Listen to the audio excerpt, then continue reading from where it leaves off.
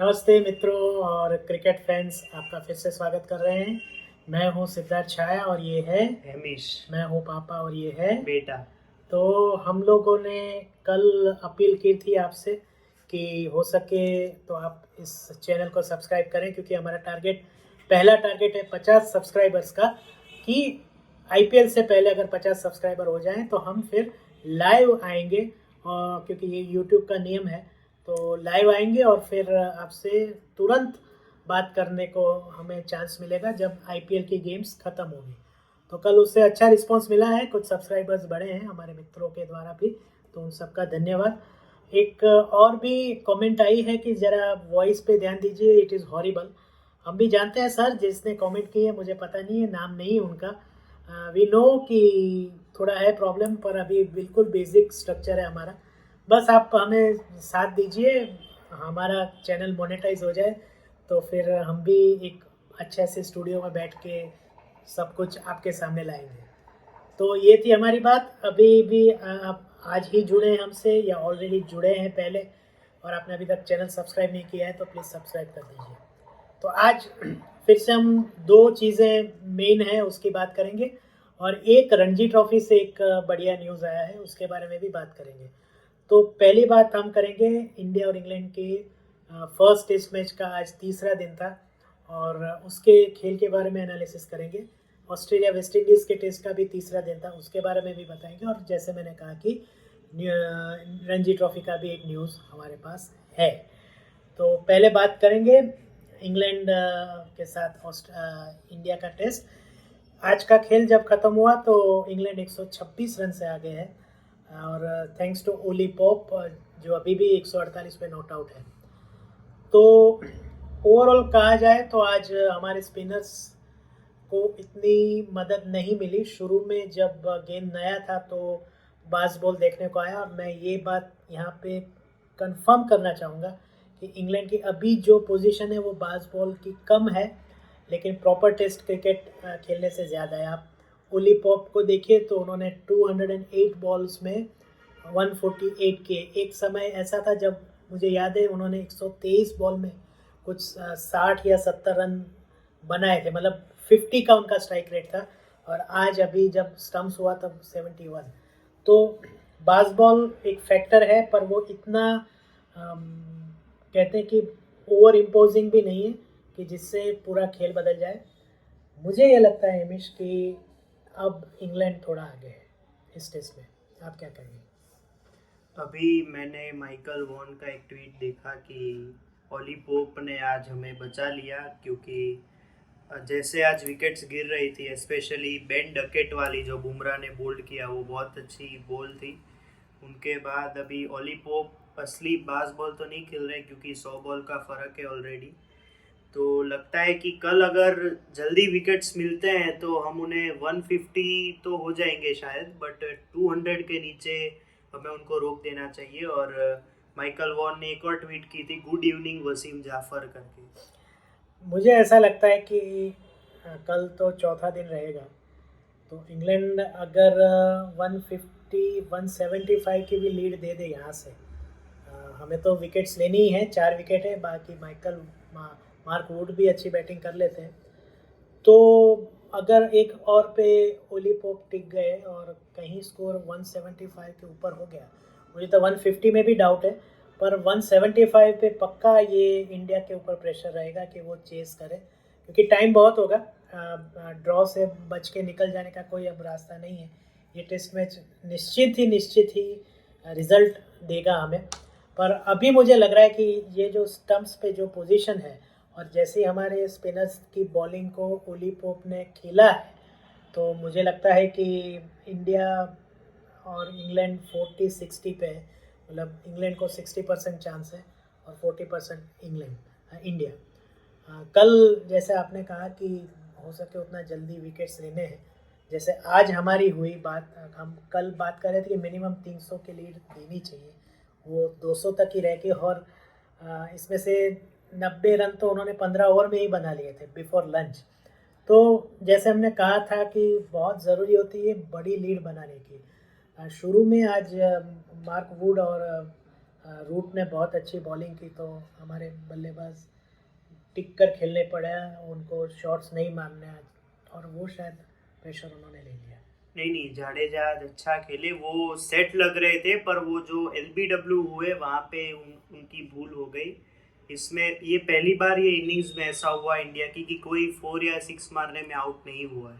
वो ठीक है, लेकिन मेरा कहने का मतलब ये है कि वो जो शुरू के 5-6 ओवर में जो दबाव आया, उसने ये 3 विकेट अचानक गिर गए हमारे, और हम सिर्फ 16 या 17 रन ही ऐड कर पाए आज सुबह।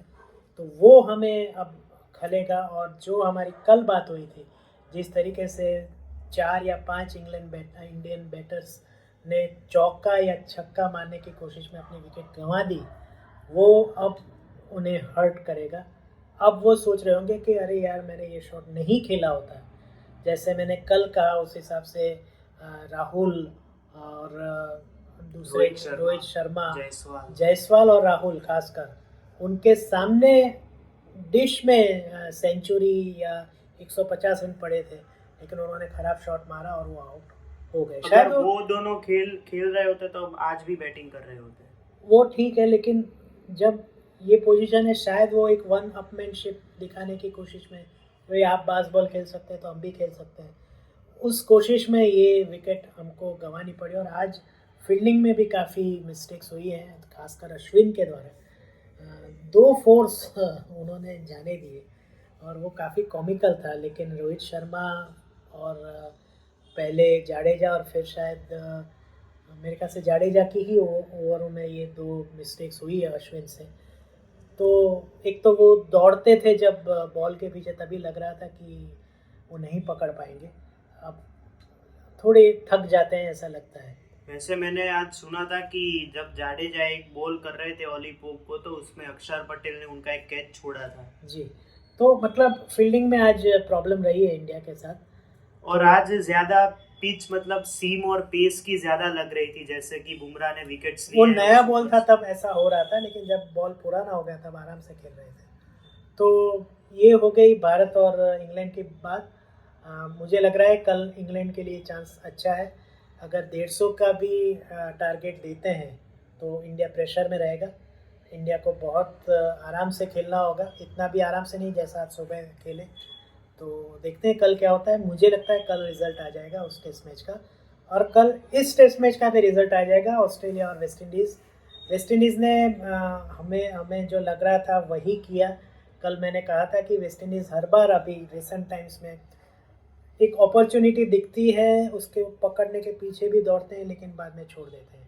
तो आज भी ऐसा ही हुआ, 193 के स्कोर पे ऑल आउट हो गए, और अब सिर्फ 156 रन और चाहिए। हालांकि ऑस्ट्रेलिया ने 2 चीप विकेट्स गंवा दिए हैं, पर ऑस्ट्रेलिया अभी फ्रंट में लग रहा है। लेकिन एक अंदर से एक फीलिंग आ रही है कि कल कुछ भी हो सकता है। शायद ऑस्ट्रेलिया जीत जाए, लेकिन मे बी मैच क्लोज जाए। जितना हमें लग रहा है कि ऑस्ट्रेलिया जीत जाएगा 5 या 6 विकेट से या 4 विकेट से, लगता है अंत तक बात जाएगी।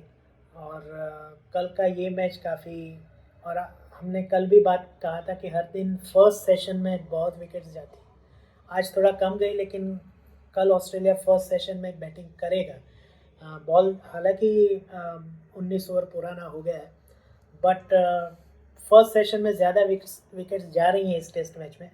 तो कल फर्स्ट सेशन किस तरीके से ऑस्ट्रेलिया खेलता है उसके ऊपर काफ़ी दारोमदार है। आपको क्या लगता है? वैसे आप मेन बात बोलना भूल गए कि शमार जोसेफ को पैर में लगा था। हाँ, वो स्टार्क का वो यॉर्कर था, वो तो वो इंजर्ड हो गए।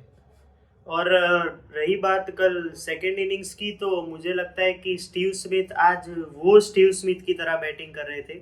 उन्होंने जो फर्स्ट इनिंग्स में जो जल्दी दिखा के जो 4 मार के वो आउट हुए, वैसे नहीं खेल रहे। तो अगर वो वैसे भी खेलते हैं, और कैमरन ग्रीन भी अच्छा खेल रहे हैं, कुछ 9 रन है उनके 31 बॉल में, तो वो थोड़ी जल्दी बहुत करते हैं, ये मैंने देखा है फर्स्ट इनिंग्स में। फिर इसके पहले की मैच में भी उन्होंने वही किया था। तो मुझे लगता है कि ट्रेविस हेड तक बैटिंग जाएगी तो कोई प्रॉब्लम नहीं है, बट कैरी तक नहीं जानी चाहिए। अगर वो विकेट्स बचा के खेलते हैं तो आराम से जीत जाएंगे। और एक बात और यहाँ पे मैं ऐड करूँगा कि मार्नस लबुशेन के लिए ये ऑस्ट्रेलियन सीज़न कोई ख़ास नहीं रहा है।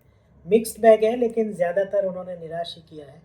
और मेरे ख्याल से वो ऑस्ट्रेलियाई फैंस भी शायद इस बात से इनकार नहीं करेंगे। तो क्लास प्लेयर हैं, कोई उसमें डाउट नहीं है।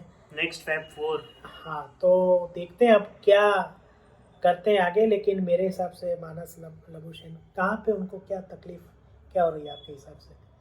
वो जब मैंने उनकी वो पता है एक डॉक्यूमेंट्री आई थी द टेस्ट करके, वो 2019 में वो जो उन्होंने डेब्यू में जो किया था ना, उसके बाद 2020 2021 में हमारे सामने वो जो खेले थे, उसके बाद से उनका ऐसा लगता है कि फॉर्म डीपी हो रहा है। मतलब एक बीच में 50 मार देते हैं, फिर कुछ 30-40 ऐड कर देते हैं। पाकिस्तान सीरीज में भी ठीक ठाक ही था उनका।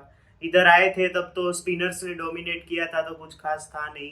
तो उसके बाद मतलब पूरा उनका वो डिप चल रहा है। इंग्लैंड में भी कुछ खास उन्होंने किया ही नहीं था, तो उनका वो डिप वाला फॉर्म चल रहा है, बाकी कुछ खास कर नहीं रहे।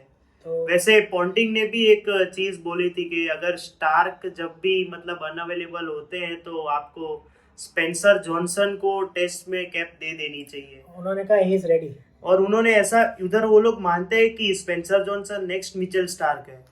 और गुजरात टाइटन फैन के हिसाब से मेरे लिए भी ये एक अच्छे समाचार है कि पॉन्टिंग जैसे महान खिलाड़ी उनको बैक कर रहे हैं। और उनके आप लास्ट 3 बिग बैश के फिगर्स देखिए, उन्होंने 4 विकेट्स हर मैच में लिए और सिर्फ 20-25 रन देते थे। वो इकोनॉमिकल भी है, बट इधर की पिचेस के हिसाब से कुछ बोल नहीं सकते, बट वो अच्छे बॉलर हैं। तो देखेंगे, नेहरा जी हॉर्सेस फॉर कोर्सेज करेंगे। जिस पिच पे बॉलर्स को मदद मिलेगी वहाँ पे उनको रखेंगे। नहीं, अब 10 करोड़ दिए हैं तो ठीक लिटल है, के पर ऊपर फिर खिलाना मैच भी पड़ेगा। जीतना है, क्योंकि गुजरात टाइटंस की फिलोसॉफी ये है कि अच्छा खेलो, result will take care of itself. Anyways, आज समाप्ति से पहले हम रणजी ट्रॉफी से एक बड़ी खबर आई है, उसके बारे में बात करेंगे। और ये पूरी डिटेल हेमिश आपको बताएंगे, क्योंकि उन्होंने वो न्यूज़ पढ़ा है। हैदराबाद की मैच थी कल या परसों में, एक्चुअली ये एक दिन पहले की न्यूज़ है। तन्मय अग्रवाल करके लेफ्ट हैंडेड बैटर है, उन्होंने कुछ 300 रन्स मारे हैं और वो सर डॉन ब्रैडमैन के साथ अपना एक रिकॉर्ड सेट कर दिया है उन्होंने। और उनकी एक पार्टनरशिप भी हुई थी उनके कोई जी सिंह के साथ, कुछ 150-200 की पार्टनरशिप, उन्होंने भी 100 रन मारे थे। तो वो भी एक हिस्ट्री बुक्स में उनका नाम आ गया है। तो रणजी ट्रॉफी में बहुत कुछ हो रहा है, कुछ ऐसा खास होगा तो हम आपके सामने लाएंगे। ये वीडियो आपको कैसा लगा वो आप हमें कमेंट्स में बताएं। हमें कल जैसे सजेशन मिला, हमें कहाँ इम्प्रूवमेंट करने की ज़रूरत है वो भी बताएं। चैनल को सब्सक्राइब कर दीजिए, वीडियो को लाइक कीजिए, लाइक माइंडेड फ्रेंड्स के साथ शेयर कीजिए वीडियो। उन्हें भी कहिए कि इस चैनल पे आप सब्सक्रिप्शन ज़रूर लगाएं, क्योंकि यहाँ पे हम लोग मैच्योर और अच्छी क्रिकेट के बारे में बातचीत करते हैं। हम लोग वो फैन क्लब की तरह नहीं है कि किसी एक खिलाड़ी को ही प्रमोट करें। हम सारी क्रिकेट को प्रमोट करते हैं, इंडिया और इंटरनेशनल सभी। तो कल मिलेंगे होपफुली दोनों टेस्ट मैच के रिजल्ट्स के साथ। क्या हुआ, फिंगर्स क्रॉस फॉर इंडिया कि कल जीत जाए, ज़्यादा कोई लंबा टारगेट ना मिले। ऑस्ट्रेलिया वेस्ट इंडीज़ में जैसे मैंने कहा कि कुछ चमत्कार हो सकता है। देखते हैं हमारी प्रेडिक्शन कल कितनी सच्ची निकलती है। कल मिलते हैं, तब तक के लिए आप सबको मेरी तरफ से bye bye, bye bye, Tata.